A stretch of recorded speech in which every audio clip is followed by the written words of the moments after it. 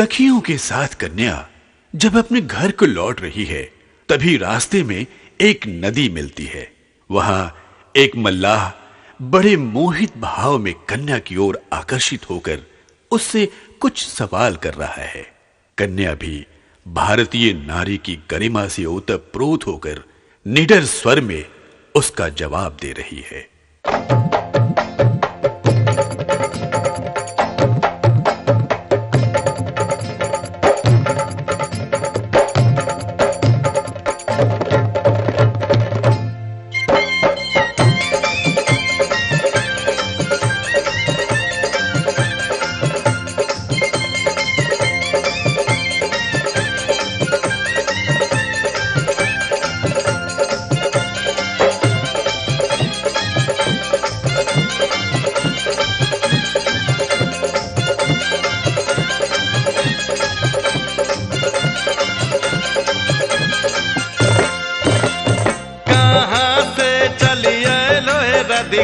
कहाँ से चलिए लोहे राधिका, कहाँ लगबो अंग होला।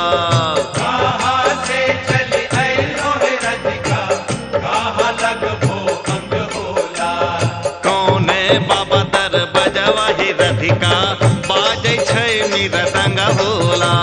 कौने बाबा दर बजवाही राधिका, बाजै छै मृदंग होला।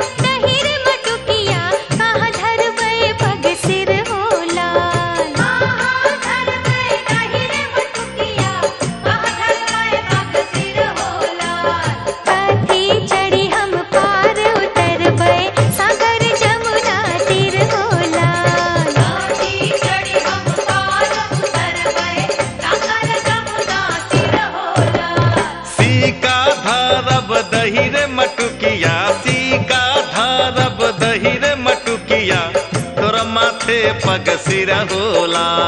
सीका धरब दहीरे मटुकिया, तोर माथे पग सिर होला। नैया चढ़ाए हम पार उतारब, सागर जमुना तीर होला। नैया चढ़ाए हम पार उतारब, सागर जमुना तीर होला।